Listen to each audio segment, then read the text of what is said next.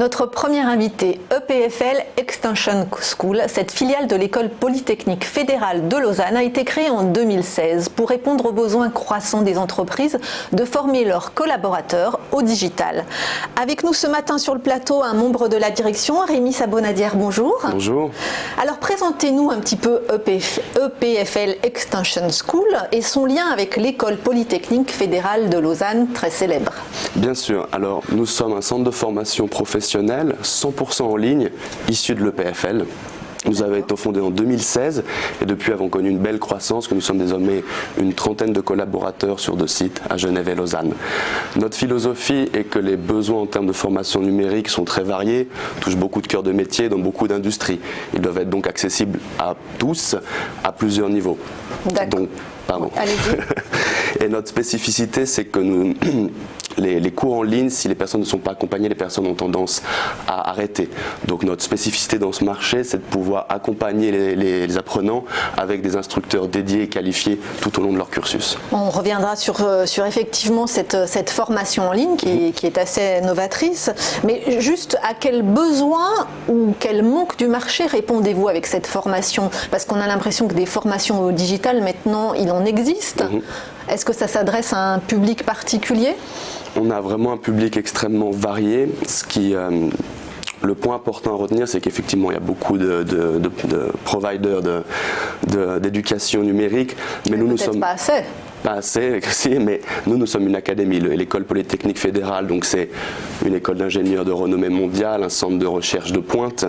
Et également avec d'innovation qui a plus de 200 entreprises, mais c'est aussi une école qui a depuis plus de 10 ans a de l'expérience en e-learning, avec maintenant plus de 2 millions de personnes sur l'écosystème e-learning de l'EPFL, ce qui nous a permis d'analyser tous les besoins de toutes ces personnes qui apprenaient en ligne, pourquoi elles pouvaient arrêter, où est-ce qu'elles apprenaient, où est-ce qu'elles étaient en difficulté, et donc créer un curriculum sur les technologies numériques qui fait du sens, et surtout où les personnes apprennent, pas simplement pour mettre un tampon sur leur CV et dire je connais le numérique. Et alors justement sur ce sujet des technologies numériques, comment parvenir à enseigner un segment qui finalement est en perpétuelle évolution? C'est une excellente question. Nous sommes en ligne parce que effectivement c'est pratique, c'est flexible.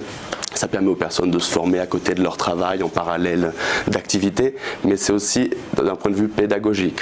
En effet, quand on apprend la programmation, la science de données ou la cybersécurité, c'est quelque chose de très itératif. Il faut apprendre quelque chose de théorique et l'appliquer immédiatement, essayer, aller voir sur des forums pour répondre aux questions, etc., etc. Donc ça répond à un besoin de flexibilité, mais aussi de pédagogie pour que les personnes puissent constamment itérer. Et nous aussi, ça nous permet de très vite itérer sur le curriculum de nos cours, car effectivement, changer quelque chose en ligne est plus facile que de changer un curriculum dans une université.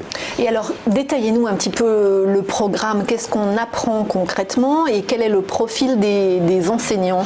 Alors, nous avons 3 niveaux, ce qu'on appelle fondation, intermédiaire et avancé. Oui. Donc les cours fondation, c'est vraiment pour des personnes qui n'ont pour l'instant aucun background dans les technologies numériques. Ça peut être n'importe quel cœur de métier. Et là, les personnes vont apprendre à intégrer les technologies numériques dans leur vie de tous les jours. Par exemple, ça va être un contrôleur financier qui, plutôt que d'être sur Excel avec des versions updatées, pas mises à jour, etc., va apprendre à travailler avec des données centralisées, les analyser, les visualiser, les partager avec des personnes en temps réel. Ça va être apprendre à créer un site internet ou apprendre les bases de la cybersécurité. Nos cours intermédiaires sont plus longs et cela diplômant. Ils donnent un vrai diplôme de l'EPFL qui est remis sur le campus après 450 heures de formation. Et là, ça va donner vraiment un niveau de junior data scientist ou de junior programmeur. Quant aux cours avancés, c'est plus pour des personnes qui sont déjà dans ce domaine et qui veulent explorer les nouvelles technologies. Et qui veulent se perfectionner, exactement. Perfectionner. Et alors, à quel type d'étudiants cela s'adresse? À des étudiants justement qui sortent du bac ou qui sont encore justement en période de formation, à des personnes actives, à des entreprises? Encore une fois, notre philosophie, c'est à tous. Pour l'instant, notre plus jeune apprenant a 16 ans. Il n'y a pas de niveau non, c'est la philosophie, c'est que c'est accessible à tous. Pour certains cours, il est préférable d'avoir des bases, mais c'est accessible à tous. Donc voilà, nous avons des gens qui se préparent à faire une école d'ingénieur, il y en a qui sont en université de droit et qui se disent j'ai besoin d'avoir ces connaissances en plus de mon bagage légal, mais notre cœur, entre guillemets, le cœur de nos apprenants, c'est vraiment des gens qui travaillent dans une entreprise, à qui on a donné une tâche et qui se disent j'ai besoin d'en savoir plus pour mener à bien un projet du numérique, ou alors j'aimerais me reconvertir dans ces domaines-là, parce qu'évidemment la demande est énorme en termes de recherche d'emploi, ou bien tout simplement quelqu'un qui veut créer son entreprise et qui se dit je ne vais peut-être pas forcément passer par une agence pour créer le cœur de mon entreprise et apprendre à le faire moi-même, ou du moins le comprendre. Et alors combien de temps durent les cursus? Est-ce qu'on peut avoir une idée du tarif de ces formations? Bien sûr. Alors nos cours sont vraiment... Ça va, les gens ils prennent le temps dont ils ont besoin. C'est pas quelque chose qui se fait dans un temps défini, mais ça se fait au rythme choisi. Pour un cours, ça peut être 2 mois ou 1 an. Exactement, avec un maximum de 18 mois. Donc ça c'est imposé par le règlement de l'EPFL. Mais il faut compter 150 heures, projet compris, interview avec les instructeurs compris et travail à côté compris. 150 heures pour un cours fondation, donc qui donne un certificat. 450 heures pour un cours intermédiaire, donc lui qui va vraiment donner ce diplôme. Donc beaucoup de nos apprenants sont très fiers d'avoir cette remise dans notre campus, et les avancées, il va falloir compter une centaine d'heures. Donc ça va prendre, encore une fois, si quelqu'un fait ça à côté de son travail, ça peut prendre 6 mois pour 150 heures, mais si quelqu'un se dit ça, j'ai envie de faire ça pour trouver un travail ou faut faire mon entreprise, ça peut durer 2 mois. Et le tarif moyen ? Le tarif moyen, encore une fois, il est mensuel, donc il va surtout couvrir le prix de développement de notre plateforme qui est propriétaire et qui respecte toutes les normes de sécurité, de privacy. Et c'est surtout le coût de le coût de support de nos instructeurs, et il va falloir compter environ 250 € par mois. 250 € par mois. Quel est le taux de succès? Il est très haut. Alors pour l'instant, nous ferons une étude là-dessus quand nous aurons plus d'alumni. Nous avons énormément de personnes dans nos cours, également un certain nombre d'alumni, mais on va être au-dessus de 70%. Et quand c'est mandaté par une entreprise, donc l'entreprise paye pour les programmes, pour l'instant, à part des gens qui ont dû quitter cette entreprise, on est à plus de 90%. Et alors justement, quel est le retour des entreprises sur cette formation? Est-ce que du coup, vous faites évoluer la formation en fonction de ces retours? Absolument. Alors, pour l'instant, avec les entreprises, ça se passe extrêmement bien. Toutes celles avec qui nous avons commencé à travailler, nous continuons à travailler. Discutons avec plus d'une quarantaine d'entreprises maintenant. Et pour eux, c'est un excellent compromis pour leur transformation digitale. Comme on peut le savoir,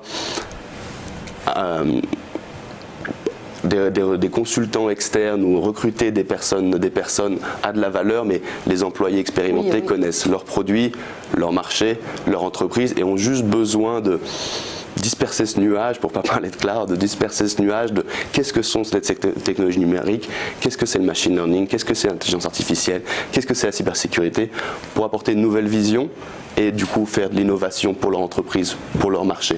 Donc pour eux, c'est vraiment un excellent moyen à bas prix de se transformer de l'intérieur.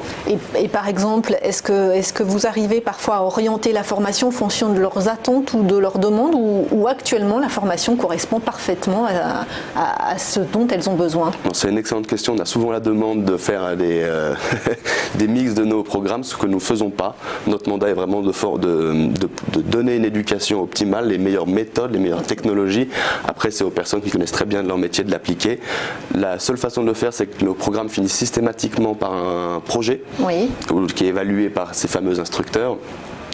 Et ce programme peut être un projet interne à l'entreprise. Bien sûr, il faut signer un accord de confidentialité, mais les entreprises utilisent ça pour contextualiser l'apprentissage qui se fait en parallèle du travail, et du coup, ça délivre très rapidement de la valeur ajoutée.